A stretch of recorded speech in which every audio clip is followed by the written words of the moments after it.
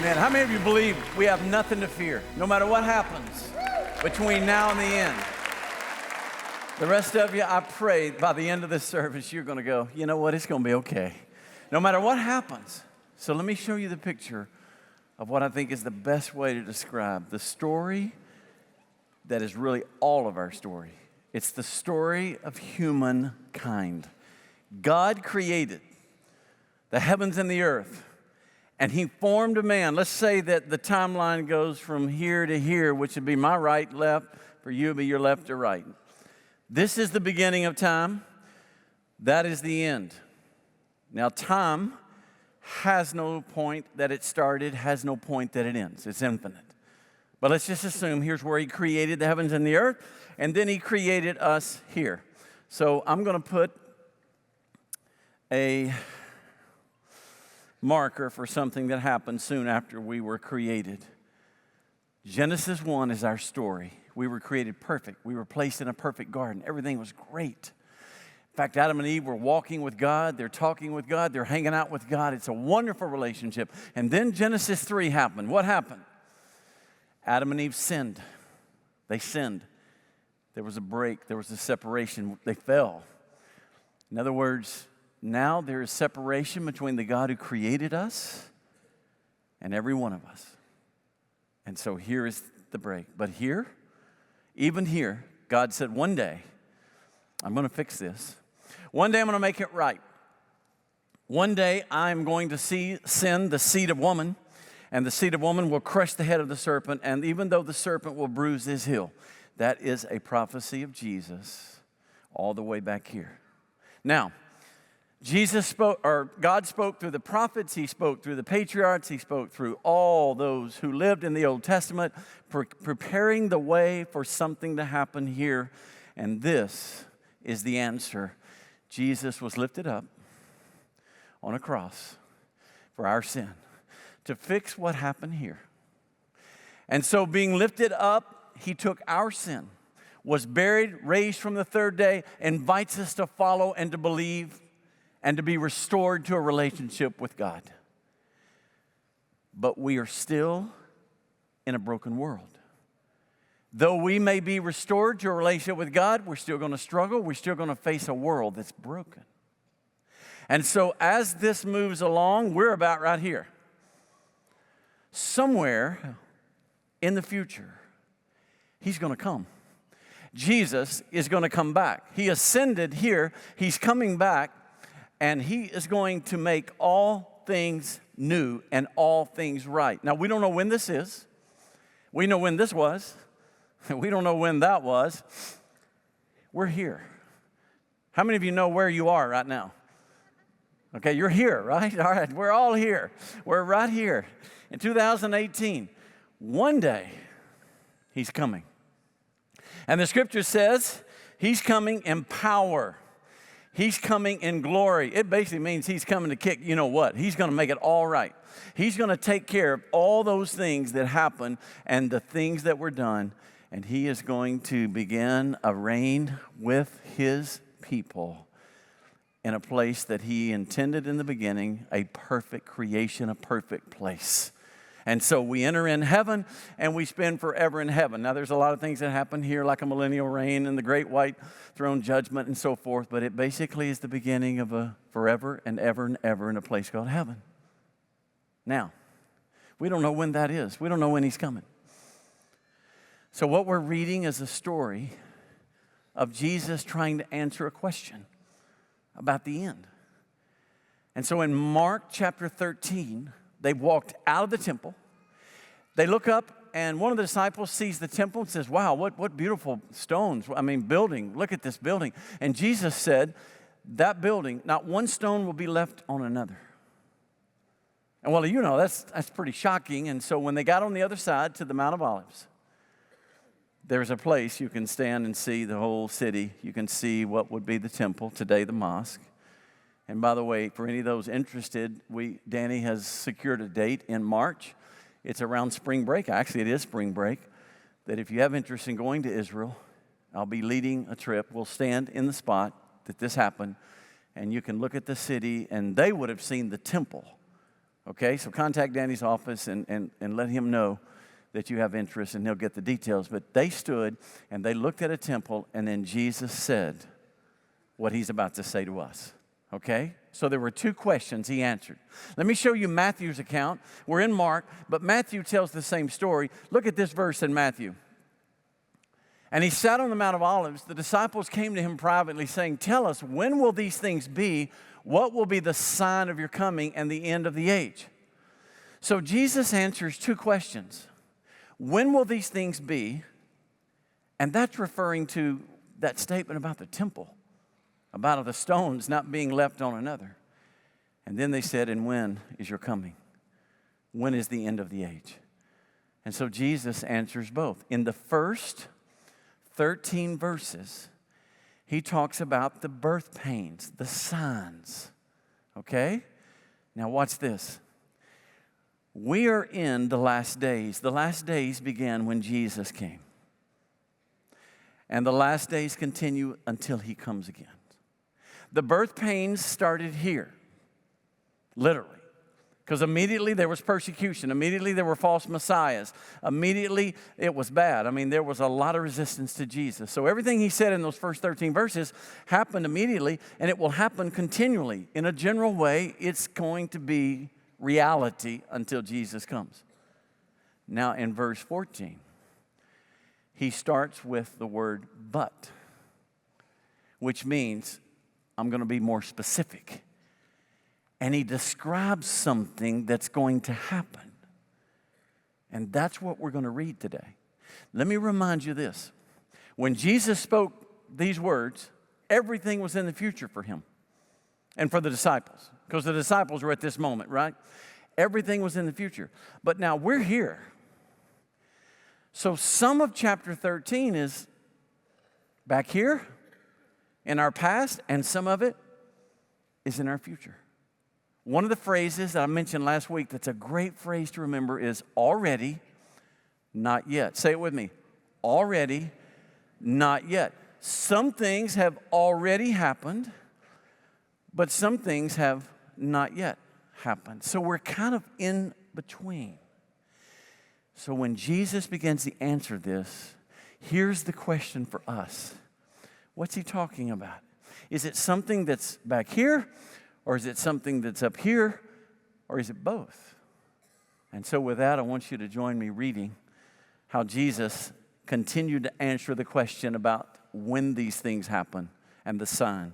Verse 14, "But when you see the abomination of desolation standing where he ought not to be, let the reader understand." Isn't it amazing that in Jesus' teaching, he taught as if in 2018 a group of folks would be gathered to read this text. Let the reader understand. That's you. That's every Christian that's ever read this through the ages, every person that's ever read it, Christian or not. Let the reader understand.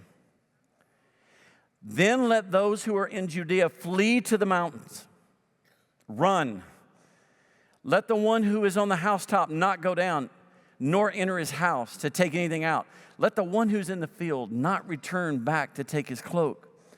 And alas, for women who are pregnant and for those who are nursing infants in those days. Pray that it may not happen in winter. For in those days there will be such tribulation as has not been from the beginning of creation that God created until now, and never will be." Now listen to that. And never will be. So whatever this thing is, it's going to be worse than anything in the future. Which pretty much tells us this is not the very end, because there is no future. It's the end. So it appears that he's talking about something in here that's happening. Okay? Remember that little detail. "And if the Lord had not cut short the days," verse 20, "no human being would be saved.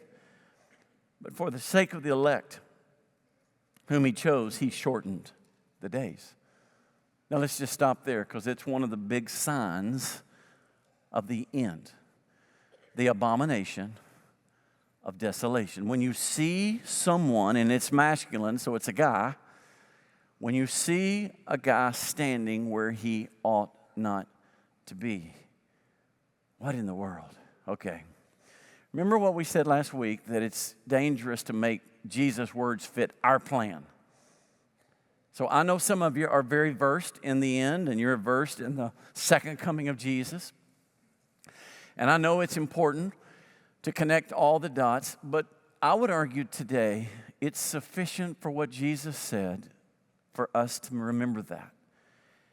Because Jesus had a chance to tell them anything he wanted about all the stuff they need to know, but he doesn't. He doesn't tell them when it's going to happen. He just gives them signs. So be careful not to try to fit his words. Let him speak. And know that what he says is enough.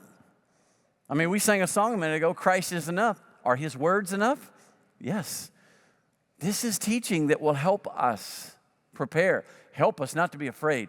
And the other thing I would say is that when you listen to this and you read this, be careful that you don't develop this fear and like, oh my goodness, this is going to be terrible. Because Jesus doesn't want to tell us this because of fear. He wants to tell us this just so that we will be ready. And especially those 4 disciples. So you have to hear this as if you were one of those 4 disciples on the side of Mount of Olives listening to Jesus. So what would they have heard? The abomination of desolation. That is a phrase that occurs in Daniel. Okay, in Daniel, the prophet. Daniel's way back there. Long before Jesus, he's back there. And he uses it 3 times and tells the reader, there's going to be something happen like this. It's going to be really bad. It's going to happen in the temple.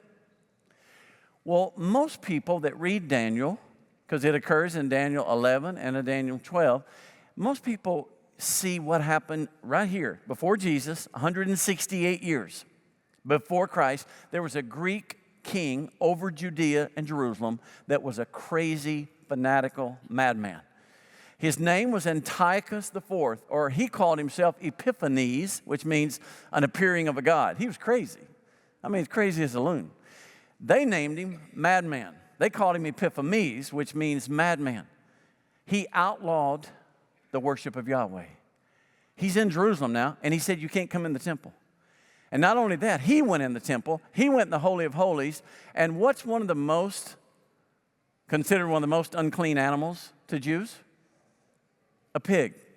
He sacrificed a pig on the altar in the Holy of Holies, ripped him open, and made a priest, the high priest, eat the flesh of that pig. I mean, how insensitive, how offensive could you get? And then he builds an altar to Zeus. Well, that was in 168 BC, okay? So that's before Jesus said this. But every one of those disciples remembered this event. They weren't living then, but they knew about it because it was tradition. That's what led to what's called the Maccabean Revolt. In 168, they'd had enough. The Jews said, no, we're not putting up with this. And they revolted. They recaptured the temple in 165, rededicated it. It was a miraculous thing. Hanukkah every year commemorates that moment. But what led to it was a crazy man walking in the Holy of Holies where he shouldn't be. And Daniel calls it the abomination of desolation. So those disciples remembered that. But it couldn't have been what Jesus was talking about because it's past. No. You see, there's another one coming. And Jesus knew it. And it wasn't very far down the road. In fact, it was only 40 years before it would happen. And the reason I'm telling you this is, I've heard church members try to say that the abomination of desolation is when somebody got elected. I'm not going to call any names. No. I've actually heard, there's a member of our church who went on a choir trip. He went on a choir trip to a place, I can't name the place because I'm trying to be kind to this church, and there was a First Baptist church there, and it was a choir trip, so when they got off the bus, they started unloading the instruments, and one of the guys, see if I can get this right. Oh, nice. You just lift up and it lets go. The other service, I was having a little wrestling match with the thing. He carried a guitar in, and a member of that church stopped him and said, whoa, son, you don't bring that in here. And he goes, why not? He said, that's the abomination of desolation. We don't allow those in our church. What? A guitar is the abomination of desolation? You got to be kidding me. It's a guitar. But yet that church believed it firmly. It's not a guitar Jesus is talking about. No, it's not a guitar, but if I play this, that is probably the abomination of desolation, right?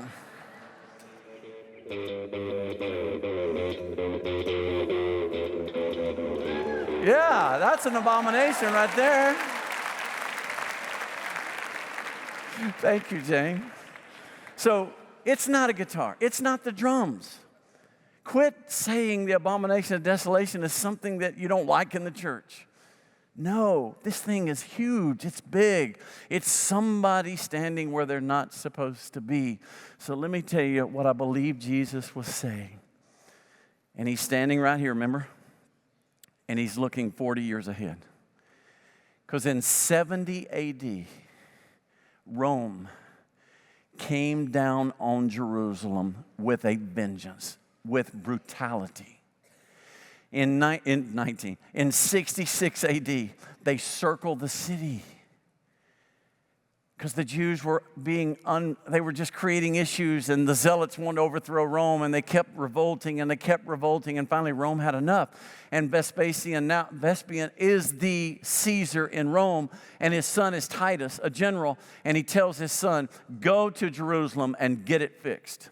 So Titus leads an army of 70,000 people to Jerusalem.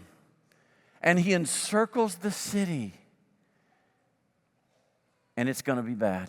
Let me show you what Jesus said in Luke. When Luke records this teaching, look at this verse in Luke.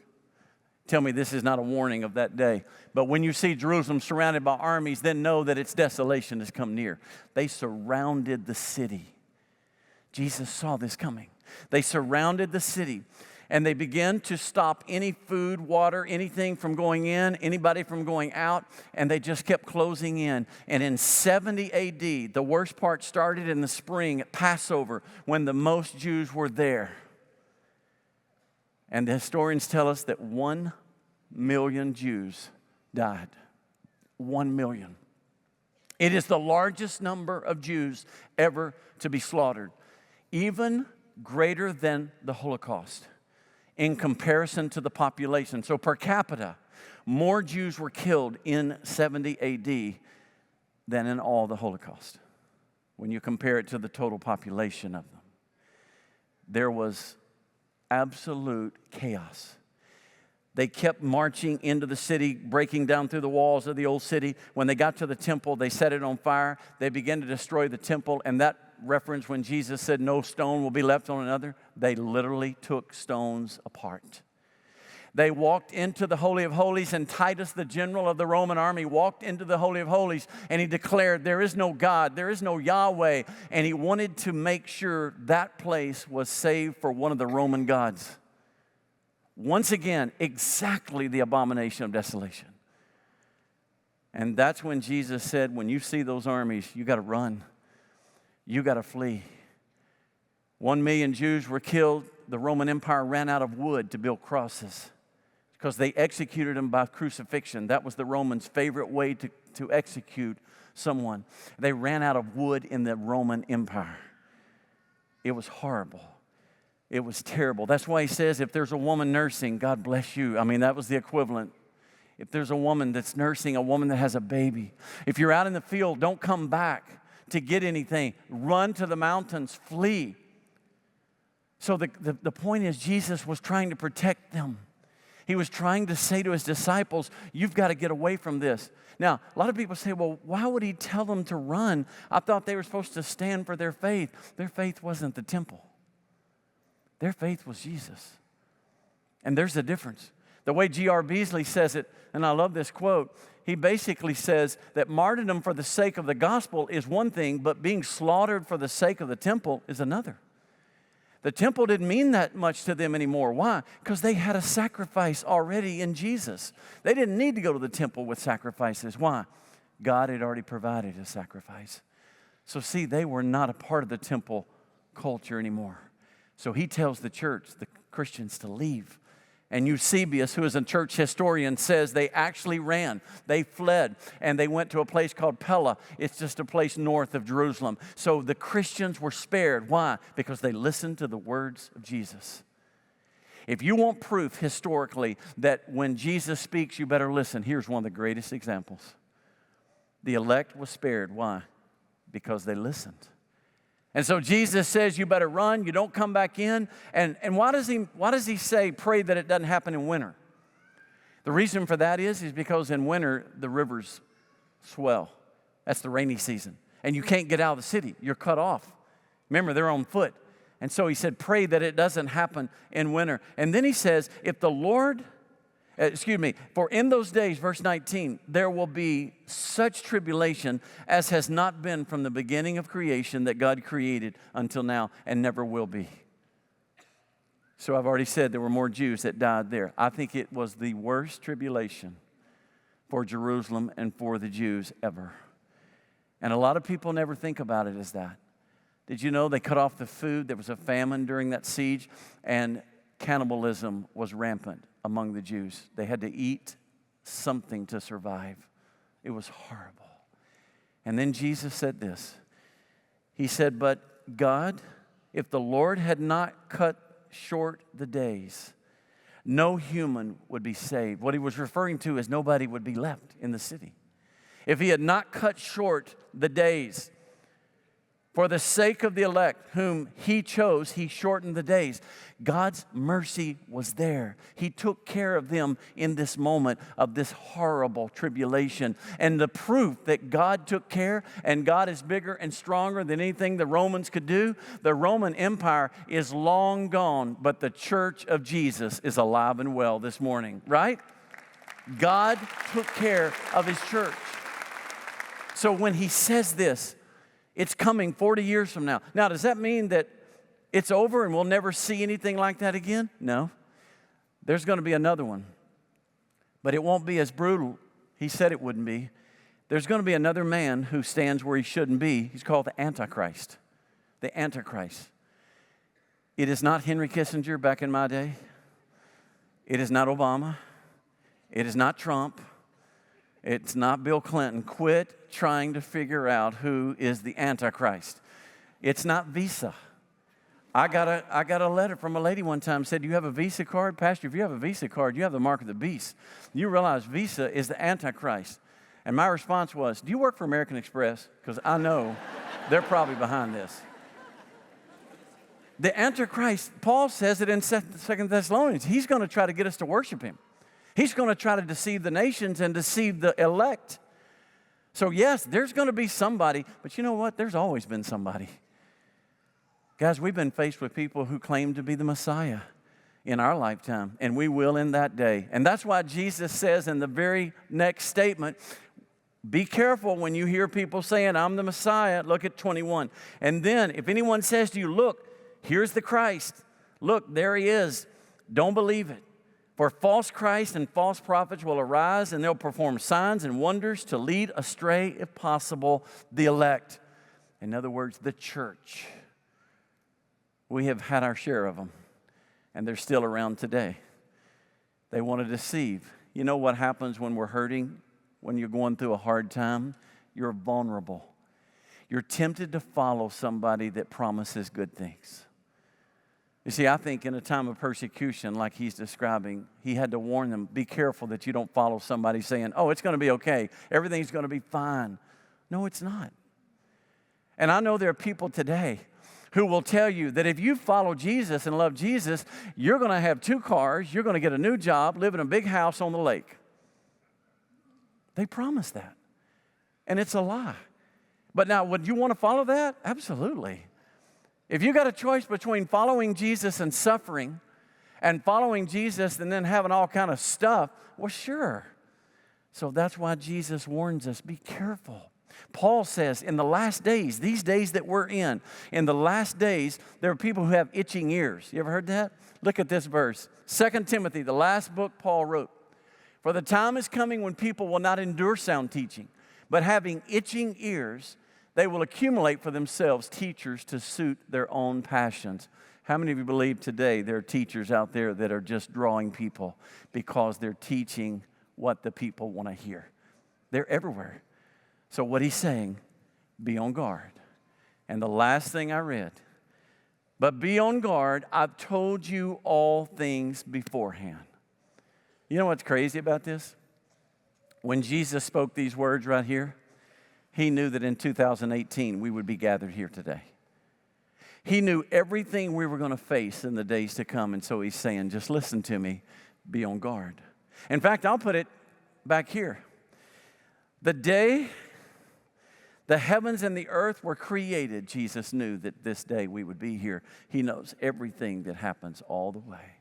And he's asking you this morning, trust me, be on guard. I've already warned you, and I've already told you these things. All through chapter 13, Jesus is trying to give us assurance that it's going to be okay. So today, how are we to live? What are we to do? Remember what we learned last week. Number one, live like God's in control, because He is. God is in control. He shortened the days then. He will give us grace and mercy to face whatever it is we have to face in our day. Number two, live in the moment. Live today. People are focused on that day. Here they are in this day, and they're all worried and focused on that day. He wants you to live today. He's told you everything you need. We have everything we need. Jesus is coming. We have a mission to do. What is our mission? Spread the gospel. Share the good news. Tell your friends about Jesus. Make a difference with your life. Be a blessing in this world. Bring light to darkness. I mean, this is our mission. One of my favorite missionaries is David Livingstone. He went to Zambia. His heart is literally buried in Zambia. He loved Zambia. And today in Zambia, his influence is profound. There is only one town in Zambia, Africa, that does not bear an African name. You know what the name of the town is? Livingstone. Because of honor for him. You know what David Livingstone said? David Livingstone said, we talk about the second coming. Half the world has never heard of the first coming. What a powerful, profound reminder. There are people who've never heard the name of Jesus. So why in the world would we be so focused and lost on something out here when we have a mission to do right here? This is our mission. We are the ambassadors for Christ. And the last thing, live like Jesus is coming, because He is. Are you ready? Live like He's coming because He is. Are you ready? That's the whole point of knowing this. Just be ready. Is there anything in your life that needs to be done today? Now, you know there's a brother that thinks Jesus is coming tomorrow. April 23rd. Do you think, isn't that tomorrow? Yeah, April 23rd. He thinks Jesus is coming. Well, you know what? He may be right. He may be wrong. I just think we're to live every day in such a way that if we knew Jesus was coming, we're ready to go. In fact, let me show you a verse out of Luke. This is a parable Jesus taught about being ready. And look what He said about the master who's going to come back and show up, and you don't know when the master's coming. Look what He says. Blessed are those servants whom the master finds awake when he comes. Truly I say to you, he will dress himself for service, have them recline at table, and he will come and serve them. And if he comes in the second watch or in the third and finds them awake, blessed are those servants. You want to be blessed? You want to live a blessed life now? Just be ready. So whenever He comes, you're ready. This morning, I want you to bow with me. Is there anything in your life that you need to do today to be ready? I want you to think for just a moment. I want you to just pray. God, is there something? Show me. Is there something in my life that I need to do to be ready? And as you pray, let me ask you, do you know Jesus? Are you sure there's been a moment you invited Christ in your life, you followed Him? Because He's coming for His own. If you've already made that commitment to Jesus, have you been ashamed of Him? What I mean by that, have you been willing to be baptized? Because baptism is a way of declaring to the world, I'm not ashamed of Jesus. Would you want Jesus to come when you have not been willing to be ashamed, to stand for Him and unashamed of Him? Are you a part of the body of Christ? Are you a part of the church? Lord, you speak to us, you tell us, you show us, and we'll follow. Now look this way for just a moment. Every one of those questions, you're the only one that knows the answer. Obviously, your baptism is a very visible expression, so there are others that do. But the first question, you're the only one that knows if you've ever said, Jesus, I'm following you. And I don't want you to leave today. In fact, I wouldn't want you to leave here if you didn't have that one settled, because the Scripture says that when He comes, whenever that moment down there is, if you've said no to Him, it doesn't go well with you. In fact, the Scripture says there will come a day when He separates the sheep from the goats, those who believe and those who don't, and those who don't are assigned to a place called hell. It's a place of outer darkness. It's a lake of fire. It's described in the most horrible ways. And I would not in any way in the world skip telling you that. Why? Because I love you and I will that none should perish, but that all should know Jesus and salvation in His name. So today, we want to just have a conversation with you about that step. What about baptism? We got a beach baptism coming up. It's going to be at the Atlantic over at Cocoa Beach. We believe that's why God made the Atlantic Ocean, so we could baptize in it. So we're going to go over there. And if you want to be a part of that, you just let us know. And then what about being a part of the church? What about being a part of what God's doing here? I think the closer we get, honestly, it's just a conviction I have. I think the closer we get to His coming, the more we're going to see tribulation, the more we're going to see, not like that, but I think we're going to see more tribulation, and that's when we're going to need each other even more. He never intended you to be by yourself and walk alone. You need brothers and sisters around you. It's called the church. It's called the elect. And I know they're going to be there for you. So maybe you need to take that step.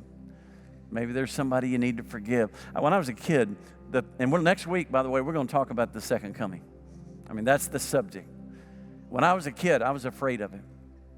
I was at a camp one time, and something in the audio malfunctioned, and this loud trumpet sound just blared. I mean, it was loud, and they couldn't get it stopped. And as a kid, I'm sitting there, and I'm like, oh, no. Oh, no. I mean, that's what I said. Oh, no. Do you think that's what Jesus wants you to be thinking? Oh, no. No. He wants you to say, oh, boy, here we go. I mean, He wants you, He doesn't want us afraid. That would be like as a dad coming home from a trip and your kids are going, oh, no, oh, no. No, it ought to be a happy thing, a good thing. And so if you're not ready, it's not a good thing. But when you are ready, it's good. I just can't wait for that day, because you know what? There's a whole lot of mess in here. From where we are to where He's coming, I don't know what's going to happen. I just know that it's a broken world, and I can't wait for the day He shows up and makes all things new. He's coming in glory. He's coming in power. I want you to read it with me. Let's stand together. You'll see the verse. It's the verse ahead of us. I'm just kind of cheating, and I'm going to grab a verse out of next week. But look at this verse. Say it with me. And then they will see the Son of Man coming in the clouds with great power and glory. And then He will send out the angels, gather His elect from the four winds, from the ends of the earth to the ends of heaven.